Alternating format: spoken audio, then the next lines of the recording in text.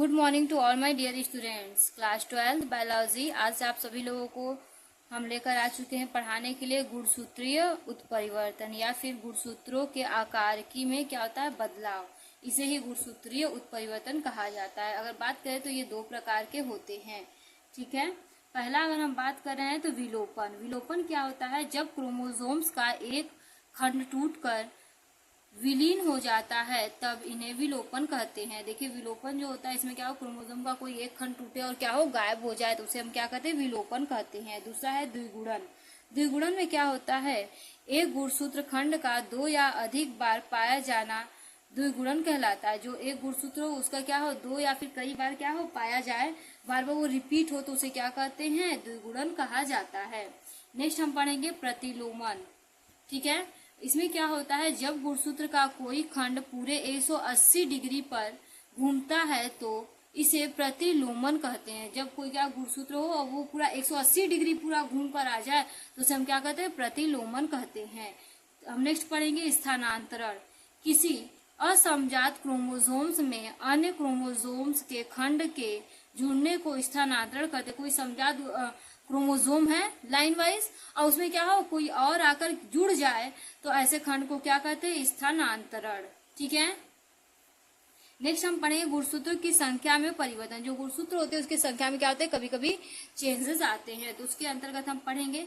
इसका अध्ययन निम्नलिखित दो शीर्षकों के अंतर्गत किया जाता है। इसका अध्ययन दो शीर्षकों के अंतर्गत किया जाता है। पहला है असुगुणिता, जिसे हम कह सकते हैं एन्यूप्लॉइडी। नेक्स्ट है आपका सुगुणिता, जिसे हम बोलते हैं यूप्लॉइडी। हम पहला पढ़ेंगे एन्यूप्लॉइडी। ठीक है, तो स्टार्ट करते हैं एन्यूप्लॉइडी।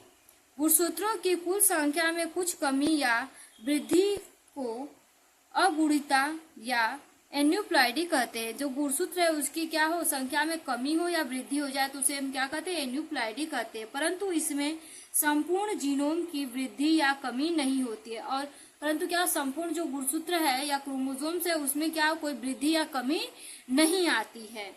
ये निम्नलिखित चार प्रकार के होते हैं। इनकी बात करें तो ये कितने प्रकार के होते हैं, चार प्रकार के होते हैं। पहला है एक सूत्र न्यूनता या फिर मोनोसोमी, जिसको हम 2n-1 से प्रदर्शित करते हैं। दूसरा हम पढ़ेंगे द्विसूत्र न्यूनता या फिर नलीसोमी, जिसे 2n-2 से प्रदर्शित करते हैं।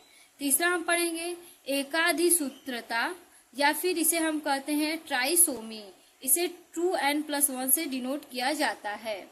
इसके बाद नेक्स्ट फोर्थ पॉइंट पढ़ेंगे द्विअवधि सूत्रता। ठीक है, इसे हम कहते हैं टेट्रासोमी, इसे 2n+2 से डिनोट किया जाता है।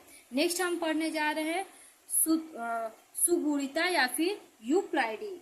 देखिए, यूप्लॉइडी जो होता है गुणसूत्र संख्या में, जो गुणसूत्र की संख्या है उसमें क्या हुआ, गुणसूत्र की मूल संख्या के बराबर ही वृद्धि या सुगुणता होता है कहते हैं। देखिए क्या उसमें क्या इतनी वृद्धि हो जितनी उसकी मेन पहले मूल संख्या में थी, उतनी क्या हो दोबारा वृद्धि हो जाए तो उसे हम क्या कहते हैं, सुगुणता कहते हैं। अर्थात इनमें गुणसूत्र संख्या मूल संख्या की गुणज हो जाए, यानी मूल संख्या 2 था तो क्या उसका गुणज जो है 4 हो जाए। ठीक है, 4 था तो 16 हो जाए।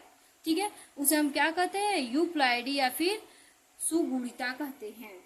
उत्परिवर्तन जन। ठीक है, म्यूटाजेन अब हम पढ़ेंगे तो स्टार्ट करते हैं म्यूटाजेन। जीवों उत्परिवर्तन उत्पन्न करने वाले कारकों उत्परिवर्तन जन या फिर म्यूटाजेन कहते हैं। देखिए, जीवों में जो क्या उत्परिवर्तन कर दे उसे हम क्या कहते हैं, म्यूटाजेन कहते हैं। इनके 3 परिवर्तन होते हैं। इनमें क्या होता है, मोस्टली 3 परिवर्तन देखे जाते हैं। पहला भौतिक उत्परिवर्तन। भौतिक उत्परिवर्तन है गामा किरणों, देखिए गामा जो किरणें होती हैं, या फिर दूसरा अल्ट्रावायलेट किरण, इनका इफेक्ट पड़ता है। दूसरा होता है रासायनिक उत्परिवर्तन, इसमें नाइट्रोजन, ठीक है, मर्सडम गैस, ठीक है, नाइट्रस अम्ल, ये सभी चीजों का यूज होता है, ये सभी प्रभावित करते हैं। तीसरा है जैविक उत्परिवर्तन। कुछ विषाणु उत्परिवर्तन जन द्वारा उत्पन्न होते हैं। कुछ विषाणु उत्परिवर्तन जन ऐसे होते हैं जिसके द्वारा क्या होता है, ये उत्पन्न होते हैं। उत्परिवर्तनों का महत्व, जो उत्परिवर्तन है उसके महत्व के बारे में हम स्टडी करने जाते हैं। तो स्टार्ट करते हैं। विभिन्नताएं उत्पन्न करती हैं। जो उत्परिवर्तन है यही क्या करती हैं, विभिन्नता उत्पन्न करती है, जो जैव विकास का आधार है। और विभिन्नता क्या है, जैव विकास का आधार होता है। सेकेंड पॉइंट, स्वास्थ्य के लिए हानिकारक होता है। और उत्परिवर्तन क्या होता है, स्वास्थ्य के लिए हानिकारक संभव होता है। इसके साथ ही हम नेक्स्ट पॉइंट पढ़ेंगे, शोध करने में होता है। उत्परिवर्तन का यूज शोध करने में भी किया जाता है।